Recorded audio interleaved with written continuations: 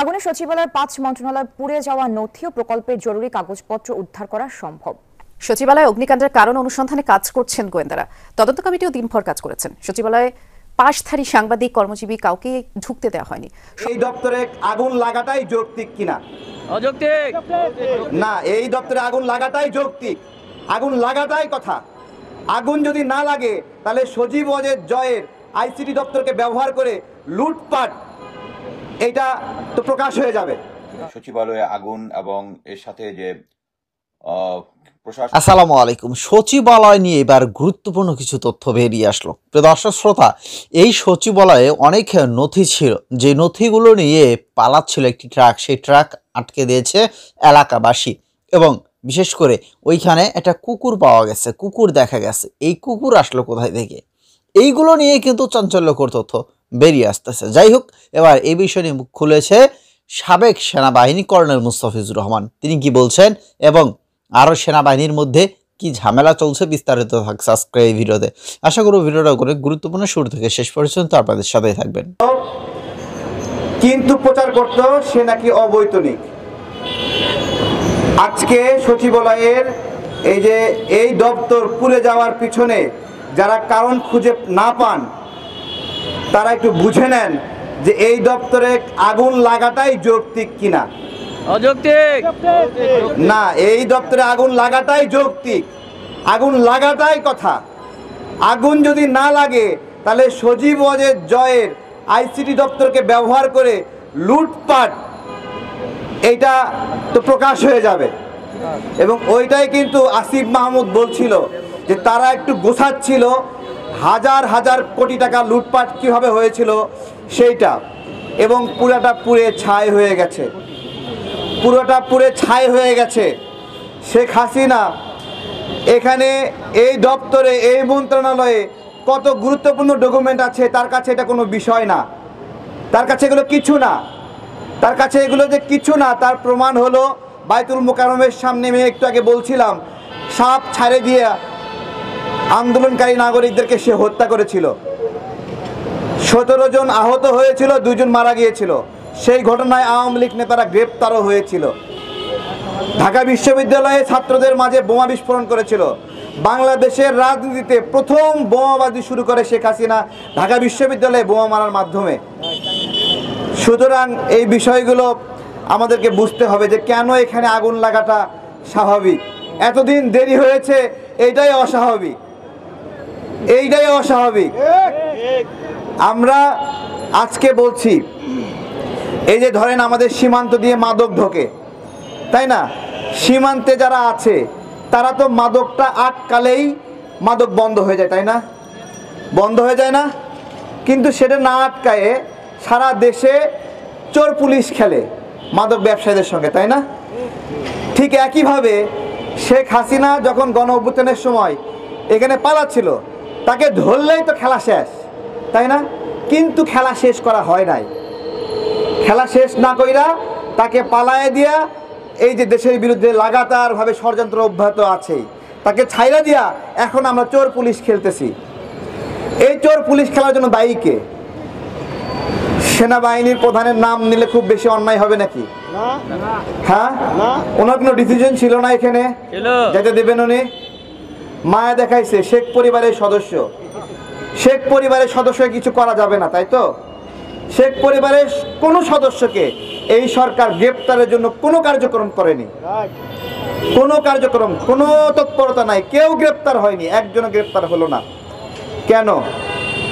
ওইদিকে গ্রেপ্তার করবেন না আর এদিকে গুপ্ত হত্যা হবে, তাহলে দায়টা আপনারা নেবেন না কেন? এবং এই যে গুপ্ত হত্যা বিষয়ে আমাদের স্বরাষ্ট্র প্রতিমন্ত্রী from captain to major general even লেফটেন্যান্টও কিছু আছে, তাদেরকে অবশ্যই কম্পেনসেশন করার কথা ছিল। সেই হিসাবে সেনাবাহিনীকে না করে প্রশাসনকে অনেক কিছু সাপোর্ট দিচ্ছে। বাট আমি আবার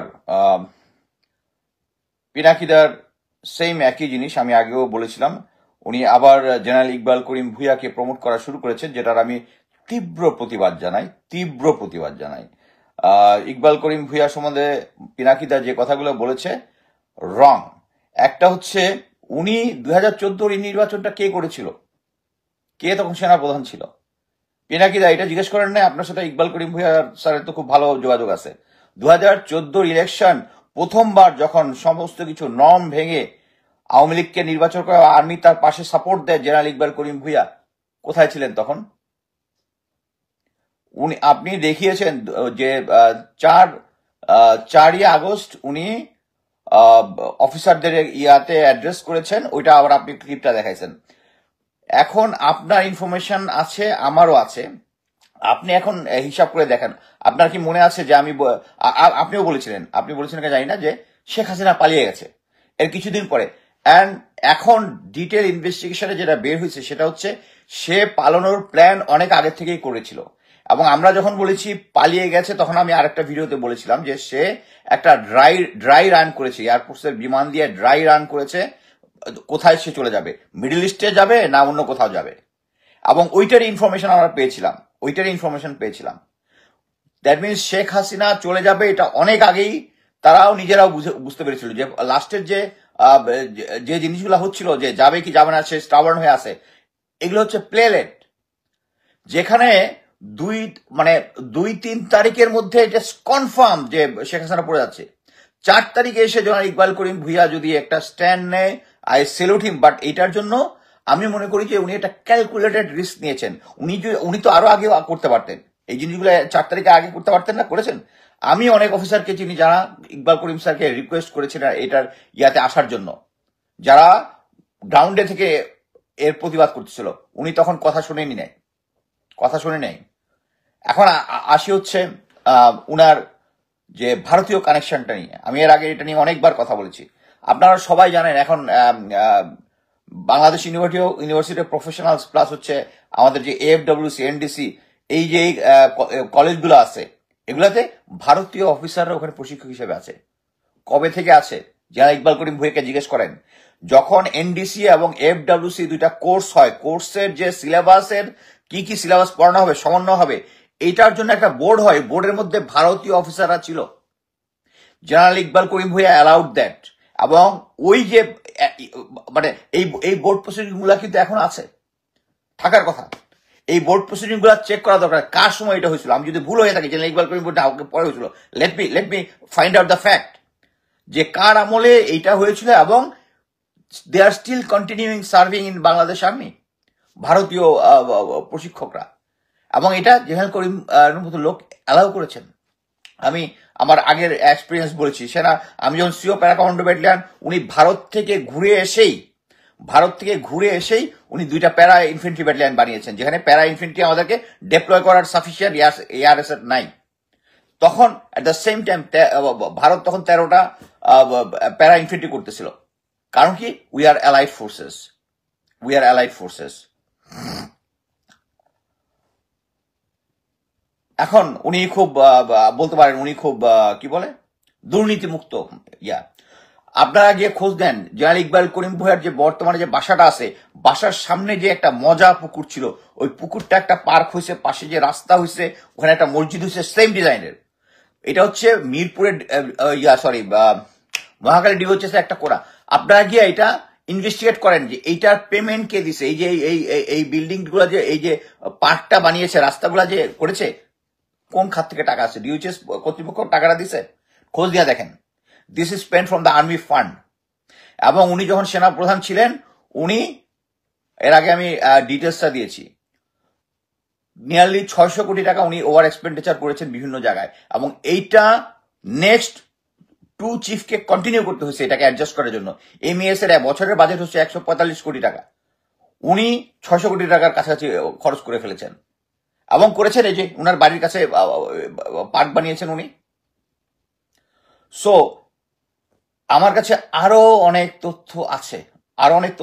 উনার গ্রামের বাড়িতে একটা কনস্ট্রাকশন কাজ বা মসজিদ বা কিছু একটা কাজ করে উনি সেনাবাহিনীর ডোজার নিতে চেয়েছিলেন আর্মি হেডকোয়ার্টার থেকে, MES ঢাকা থেকে। ওখানকার যে জি আর্মি আছে, তখন জাস্ট মাত্র রিটায়ারমেন্টে গেছে, জি আর্মি ওটা আটকে দিয়েছিল, দেয় নাই তাকে নিতে। খোঁজ করে নিয়ে দেখেন। সো প্লিজ, জেনারেল ইকবাল করিম ভূঁইয়া, আমি আগেও বলতেছি যে ভারতের সাথে যে কানেকশনটা আছে, this is very deep rooted. Begum Khaleda জিয়ার বাসায় উচ্ছেদে তার প্ল্যান ছিল, এটা আমি আগেও বলেছি। আর দেয়ার আর লট অফ থিংস। এটা হচ্ছে উনার কোয়ালিফিকেশন এবং উনার ডায়নামিজম নিয়ে আমার কোনো ডাউট না, আমি কাছে থেকে তাকে দেখছি। বাট কথা হচ্ছে a genius person having his brain leads to the neighbor, it cannot do any good. No, Pinakida is doing wrong. Simply, Pinakida is doing wrong. ওনার বাকি সবকিছু আমি সাপোর্ট করি, বাট জেনারেল ইকবাল করিম ভুঁইয়াকে, এই যে আরেকটা জিনিস বলি, আমি এর আগে বলেছিলাম যে এই যে ভারত আমাদের এসডি যেটা শ্রীমনিয়া ইনফর্ম, এটা জলপাই রঙের হয়েছে। আমাকে পরে কয়েকজন অফিসার বললো যে না এটা মবিন স্যারের সময় হয়েছে। আচ্ছা, আমি আর্মি হেডকোয়ার্টারে চিড়িয়া দেখলাম মবিন স্যার কোনোদিন জলপাই রঙের ড্রেসটা পরেনি। তারপরে আমি খোঁজ নিয়ে দেখলাম যে মবিন স্যার থাকার সময় এই, তার মানে হচ্ছে ভারতীয় একটা প্রেশার ছিল এটা করার জন্য। মবিন স্যার 2 বছর ধরে শুধু টেস্ট এন্ড ট্রায়াল করছে, উনি এটা অ্যাপ্রুভাল দেন নাই। হয়তোবা উনি যাওয়ার আগে অ্যাপ্রুভালটা দিয়ে দিচ্ছেন, বাট জেনারেল ইকবাল করিম ভুঁইয়া পারলে তো এটা ক্যান্সেল করতে পারতো, ক্যান্সেল নাও করতে পারে। বাট কথা হচ্ছে উনার পর থেকে উনি এটা অ্যাকসেপ্ট করেছেন, এবং আপনি দেখবেন উনি জলপাই রঙের ইনফর্ম ফার্স্ট। এখন যদি আপনি ইন্ডিয়ান আর্মির সাথে আর বাংলাদেশ আর্মির এসডি দিয়ে দেখবেন সেম ড্রেস, আমরা উই বিকাম কি বলে অ্যালাইড ফোর্সেস। হোয়ারাস ভারত আমাদের উপরে কি নির্মম ইয়াটা, মানে আমাদের ভিতরে যে একটা অশান্তির সৃষ্টি করছে, এটার পিছনে ভারত, এটা আমরা সবাই এখন জানি। সো জেনারেল ইকবাল করিম ভুঁইয়া কে যদি করা হয়, there are lot of information to me, will fight, we means we, আমি একা এই জিনিসগুলো বলতেছি না। দেয়ার আর অফিসার্স, আমার মতো সবাই ভোকাল না, সবাই আমার মতো স্ট্রংলি কথা বলতে পছন্দ করে না, মানে কে কখন কোন দিক দিয়ে কেউ কারো শত্রু বানাইতে চায় না, বাট আই এম ফিয়ারলেস। আমি জানি পিনাকিদার অনেক সাপোর্টার আছে, বাট পিনাকিদা is doing wrong. General Iqbal Karim Bhuiyan একটা ওই 4 তারিখে একটা সুযোগ সুবিধা মতো উনি ওই স্টেটমেন্টটা দিয়েছেন। উনাকে পিনাকিদা জিজ্ঞেস করেন নাই 2014 ইলেকশন উনি কিভাবে করিয়েছেন, উনি তো তখন সেনাপ্রধান ছিলেন। এসব তো মানে আমি খুব শক্ট হই যে পিনাকিদার মতো লোক এই সমস্ত জায়গায় কনভিন্স। আমি জানি পিনাকিদার সাথে ইকবাল করিম ভুঁইয়ার সরাসরি যোগাযোগ আছে, এবং he is a very smart man, he is probably convincing with something else. দর্শক শ্রোতা, সচিবালয় কাণ্ড যেন শেষই হচ্ছে না, একের পর এক চাঞ্চল্যকর তথ্য বেরিয়ে আসতেছে। এরই মধ্য দিয়ে সচিবালয়ের মধ্য দিয়েই বাংলাদেশে আবার নতুন করে আরও একটা টপিক চলে আসছে ইতিমধ্যেই, সেটা হচ্ছিল 31শে ডিসেম্বর। 31শে ডিসেম্বর কি হবে? তো আপনারা জানেন যে ইতিমধ্যেই কিন্তু বৈষম্য বিরোধী ছাত্র আন্দোলনের অন্যতম সমন্বয়ক সারজিস আলম এবং হাসনাত আবদুল্লাহ সহ অনেকেই তারা ফেসবুকে পোস্ট করেছে আগামী টার্গেট হচ্ছে 31শে ডিসেম্বর। সরকার কি পাল্টেতে যাচ্ছে? ডক্টর মোহাম্মদ ইউনূসকে সরিয়ে কি নতুন করে অন্য কাউকে সরকার ঘোষণা করতে যাচ্ছে কিনা? সচিবালয় কাণ্ড শেষ না হতেই কিন্তু তাদের এই পদক্ষেপ। যাই হোক, বিস্তারিত আপনারা দেখেছেন, অবশ্যই ভিডিও সম্পর্কে মতামত দিবেন, এবং সেনাবাহিনী নিয়ে গুরুত্বপূর্ণ কিছু তথ্য দিয়েছেন কর্নেল মোস্তাফিজুর রহমান। তো সে বিষয়ে আপনাদের মতামত কমেন্টে লিখবেন। ধন্যবাদ। একটা অনুরোধ থাকবে,